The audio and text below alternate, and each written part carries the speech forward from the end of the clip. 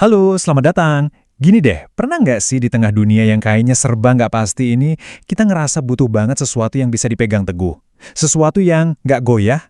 Nah, hari ini kita bakal bahas tuntas soal itu. Kesetiaan Tuhan yang sama sekali nggak berubah. Kayaknya kita semua pernah deh ngerasain ini, ya kan? Capek banget rasanya dikecewain sama janji yang diingkari, atau sama orang yang kita kira bisa kita andalkan.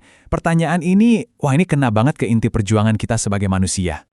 Nah, disinilah perbedaannya jadi jelas banget. Di satu sisi ada kita, manusia yang ya sering nggak konsisten, terbatas, dan kita tahu banget rasanya. Tapi di sisi lain ada sesuatu yang mutlak, yang pasti, yang ditawarkan Tuhan, sebuah stabilitas yang nggak goyah. Beda banget kan? Oke, sekarang kita coba gali lebih dalam ya. Kita geser nih dari ngomongin masalah ke solusinya. Jadi kuncinya adalah memahami kalau kesetiaan Tuhan itu bukan sekedar apa yang Dia lakukan, tapi itu adalah bagian dari dirinya, bagian dari karakternya. Terus artinya apa dong? Gampangnya gini, kesetiaan Tuhan itu bukan sesuatu yang perlu kita kejar atau usahakan. Bukan sesuatu yang bisa naik turun tergantung kelakuan kita. Wah, ini melegakan banget kan? Artinya kita nggak perlu tampil baik supaya Dia setia. Kesetiaannya itu ya udah ada di sana. Karena memang begitulah Dia. Di Maleakhi 3 ayat 6 dikatakan dengan jelas banget bahwasanya Aku Tuhan tidak berubah. Nah, sifatnya yang kekal inilah yang jadi fondasi kesetiaannya. Dia itu nggak pelin-pelan, nggak berubah pikiran atau perasaan kayak kita. Nah, ini dia metafora kuncinya. Coba deh bayangin sebuah kapal lagi di tengah badai. Apa coba yang bikin kapal itu tetap stabil? Jangkarnya kan? Jangkar yang tertancap kuat di dasar laut. Nah, persis seperti itulah fungsi kesetiaan Tuhan di hidup kita. Jadi jangkar di tengah badai ketidakpastian. Oke, kalau tadi kita udah bahas apa itu kesetiaan Tuhan, sekarang kita lihat gimana cara Dia menunjukkannya. Yuk kita lihat bukti-bukti nyata dari keteguhannya. Kita bakal fokus ke 3 area penting yang personal banget buat kita. Pertama, soal janji-janjinya. Kedua, tentang kasihnya yang luar biasa itu. Dan ketiga, soal pengampunannya yang selalu memulihkan. Yang pertama, dan ini mungkin yang paling dasar ya, Tuhan itu selalu menepati janjinya. Kalau kita baca Alkitab, isinya itu kan kisah tentang perjanjian yang Dia buat. Dan sejarah jadi saksi gimana Dia nggak pernah sekalipun ingkar janji. Dan ini bukan cuma teori loh.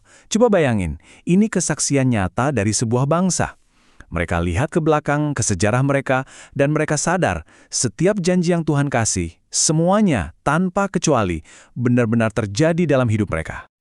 Oke, selanjutnya kesetiaannya dalam kasih. Ini bukan tipe kasih yang gampang goyah, yang tergantung perasaan. Bukan, ini kasih yang penuh komitmen. Dalam bahasa Ibrani disebut hesed. Kasih yang tetap ada bahkan saat kita merasa nggak pantas menerimanya. Kalimat ini diulang-ulang loh, lebih dari 20 kali dalam satu mazmur aja. Ini tuh penekanan yang kuat banget kalau kasihnya itu bukan sementara. Kasihnya itu kekal. Sifatnya seperti janji yang nggak bisa dibatalkan. Area ketiga yang kita lihat adalah soal pengampunan. Wah, ini salah satu bukti kesetiaan yang paling melegakan. Saat kita jatuh, saat kita gagal dan datang kembali padanya, Dia tuh selalu siap mengampuni. Coba diperhatikan pilihan katanya di sini. Pengampunannya itu bukan tindakan yang untung-untungan, tapi terikat langsung sama sifatnya yang setia dan adil.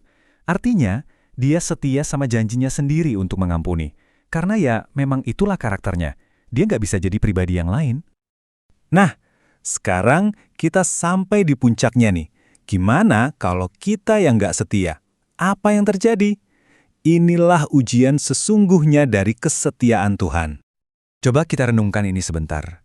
Kesetiaan Tuhan itu ternyata nggak tergantung sama setia atau enggaknya kita. Bahkan saat kita gagal total, Dia nggak bisa berhenti jadi setia. Kenapa? Karena kalau Dia berhenti setia, itu artinya Dia menyangkal dirinya sendiri. Wow, ini pemikiran yang luar biasa banget kan? Setelah tahu kebenaran yang sekuat ini, pastinya ada dampaknya buat kita dong. Pertanyaannya sekarang, jadi gimana cara kita merespon kesetiaan Tuhan yang nggak tergoyahkan ini dalam hidup kita sehari-hari? Jadi respons kita gimana? Ada 4 langkah praktis yang muncul secara alami dari kebenaran ini. Ini bukan lagi soal tahu di kepala aja, tapi sebuah panggilan buat bertindak. Pertama, percaya sepenuhnya sama Dia. Kedua, taat tapi dengan sukacita. Ketiga, terus-menerus mengucap syukur. Dan keempat, ceritakan kebaikannya ke orang lain. Semua ini adalah respons dari hati yang udah ngerasain sendiri kesetiaannya. Dan ini membawa kita kembali ke gambaran jangkar tadi. Panggilan buat kita adalah untuk berpegang teguh. Bukan karena kita yang kuat, tapi karena Dia yang berjanji itu setia. Jadi, poin terpentingnya di sini adalah harapan kita itu bukan ada di kekuatan kita buat berpegang, tapi pada kesetiaan Dia yang kita pegang. Sebagai penutup, saya mau tinggalkan satu pertanyaan buat kita semua. Ini bukan lagi soal teori atau teologi, tapi buat kita pribadi. Kalau kita benar-benar percaya, Dia nggak akan pernah gagal, nggak akan pernah pergi, dan nggak akan pernah berubah. Kira-kira, apa bedanya itu buat kekhawatiran kita besok? Buat keputusan yang akan kita ambil? Buat cara kita menjalani hari esok? Coba kita renungkan itu.